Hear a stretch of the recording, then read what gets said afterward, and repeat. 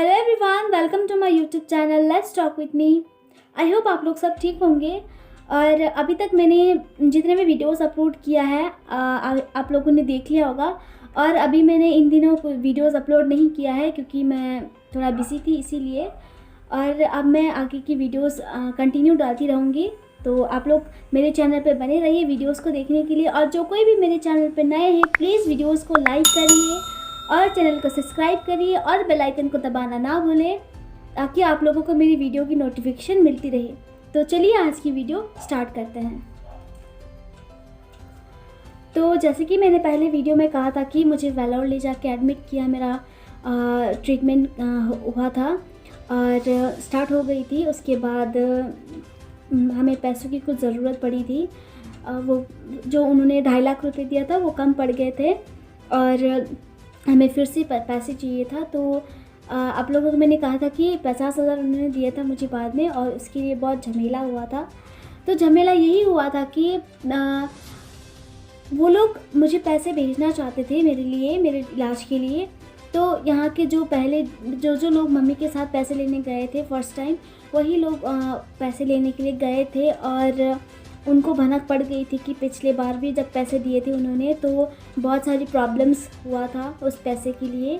बहुत लोग मांगने के लिए आए थे और ये सब उन्होंने सुना। उसके बाद उन्होंने 50,000 उनके हाथ में नहीं दिया, तो उन्होंने खुद ही पर्सनली मेरे साथ जो अंकल गए थे उनके अकाउंट में पर्सनली डाल दिया था वो पैसे।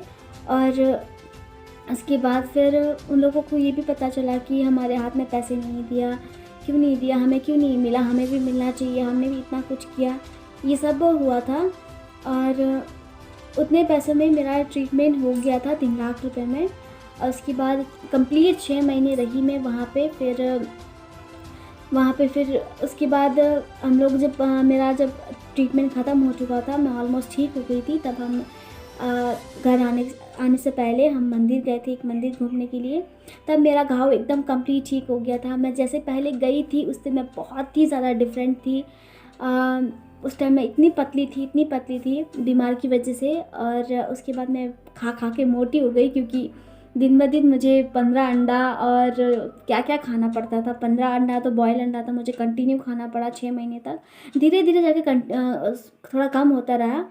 3-4 महीने तक तो मैंने खाया। उसके बाद फिर 15 से 10 हो गया, फिर 10 से 8, 9, फिर उसके बाद 7, 6 घटता गया, लास्ट में जाके 2 बचे थे।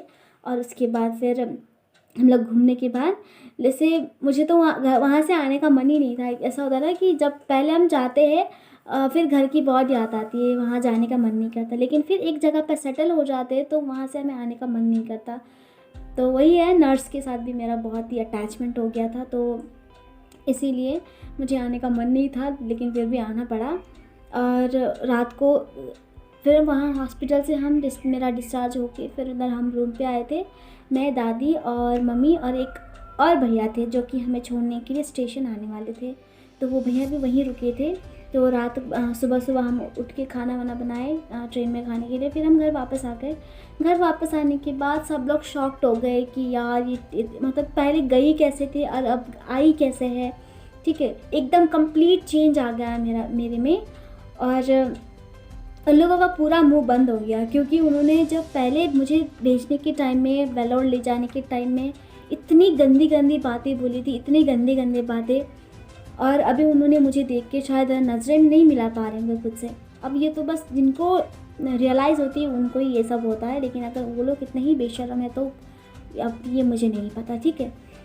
और उसके बाद फिर होता है ना, सामने में कुछ और दिखाते हैं और अंदर ही अंदर कुछ होता है। शायद अंदर में कुछ फील कर रहे होंगे, कुछ बड़बड़ा रहे होंगे, और लेकिन आगे इतना मतलब फेस में एक अलग से स्माइल लेके और उस पर शो ऑफ कर देते। वैसे ही हुआ, फिर मेरी लाइफ ऐसी चलती गई। उसके बाद फिर धीरे धीरे क्या होने लगा कि फिर से मैं जब घर आई तो घर आने के बाद जो मेरा मैंने आपको बोला था ना, स्पाइन के बीच में जो घाव था मेरा, वहाँ पे थोड़ा सा छेद आ गया था दोबारा से। उसके बाद डॉक्टर ने मुझे सजेस्ट किया था कि अगर जहाँ भी तुम्हारा घाव होता है तो हमेशा तुम क्या यूज़ करना, कोकोनट ऑयल। तो मैं आप लोगों को भी सजेस्ट करती हूँ कि अगर आप लोगों का छोटी मोटी घाव हो जाता है तो प्लीज़ कोकोनट ऑयल यूज़ करिए। मुझे पता है ये थोड़ा सा फ़नी है, लेकिन थोड़ा सा स्ट्रेंज है, लेकिन आप लोग को एक बार यूज़ करिए, आप लोगों को अच्छा भी होगा और घाव भी ठीक होगा। छोटे मोटे घाव होने से आप लोग यही कर सकते हैं, यहाँ कोकोनट ऑयल यूज़ करिए, वो अपने आप ठीक हो जाएगा, ठीक है। तो मैंने भी कंटिन्यू कोकोनट ऑयल यूज़ किया, उसके बाद जाके मेरा घाव वो भी कंप्लीट ठीक हो गया। बस छोटा सा ही छेद था, इतना ज़्यादा नहीं था, इतना वरीड नहीं था। तो लेकिन फिर भी ऑलरेडी मुझे पहले भी ब्लड सोर हो चुका था, इस वजह से मैं उसको यूज़ कर रही थी। और फिर जैसे घर में आने के बाद मेरा तो कोई पढ़ाई वढ़ाई था नहीं, क्योंकि वहाँ पे स्कूल भी बहुत दूर था और मैं खुद से नहीं जा सकती थी। और व्हीलचेयर में मैं जब वेलोर से यहाँ घर आई तो वेलोर से ही मेरा व्हीलचेयर वगैरह दिया था, और मुझे पहनने के लिए कैलिपर और वॉकर भी दिया था। मैं उसकी हेल्प से थोड़ा सा चलती थी। उसके बाद व्हीलचेयर में मेरा इधर घर के अंदर बाहर चलना होता था, क्योंकि वो एकदम मतलब वो तो सीमेंट का है ना, तो स्मूथ होता था वहाँ पे। लेकिन वहाँ पे रोड्स वगैरह बहुत ही ख़राब था, रास्ते वगैरह बहुत ही ख़राब था, व्हीलचेयर जाना बहुत ही मुश्किल था। इस वजह से मैं स्कूल नहीं जा पाई। तो अब मेरा कितना 12 साल की तो शायद मैं हो चुकी थी, 12-13 साल की तो मैं हो चुकी थी। तब तक मेरा कोई स्कूल नहीं था, कोई पढ़ाई वढ़ाई नहीं थी, लेकिन मुझे पढ़ने का बहुत शौक़ था, ठीक है। और उस टाइम में क्या, पहले जब मैं घर पे थी तब मैं क्या करती थी कि जो मेरी बहन लोग स्कूल जाते थे, मैं उन लोगों को कॉपी भेजती थी, टीचर को बोलती थी कि एक वर्क देने के लिए, और वो मुझे देती थी आके घर में आके। फिर मैं उसको करके फिर मैं कल के दिन उनको उसको भेज देती थी टीचर के पास। तो वैसे ही मुझे ये सब करना अच्छा लगता था, इसीलिए मैं ये सब करती थी। और मुझे मेकअप करना भी बहुत अच्छा लगता था उस टाइम मैं बहुत ही ज़्यादा था ना, सिंपल नहीं थी, मैं बहुत ज़्यादा मेकअप करती थी। बहुत अनेक रूप देखने को मिलते थे, ठीक है, इस टाइप का। और एकदम पूरा मुंह में पूरा लिपस्टिक, आँख में पूरा गाजर, इस टाइप का। और बैठे बैठे भी साड़ी, वो दुपट्टा को भी साड़ी बना के पहन लेती थी। बचपन का दिमाग तो वैसे ही होता है। और इसके बाद फिर मेरी मम्मी एक दिन मेरे भाई की फ़ी के लिए पानी घाट आई थी, जो कि पानी घाटा में तो रोड्स अच्छे ही है, और ये तो बगान एरिया है, मैंने ऑलरेडी बोला है वीडियो में। और मेरे भाई यहाँ रेनबो में पढ़ता था, उस टाइम छोटा था भाई।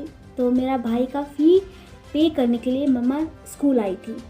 तो उस दिन भी क्या हुआ, उस दिन भी शायद मेरे लाइफ का अलग ही मतलब भगवान ने कुछ रास्ता बनाया था मेरे लिए, अलग ही मेरा लाइफ फिर उसके बाद अलग ही ट्रैक में चला गया, ठीक है।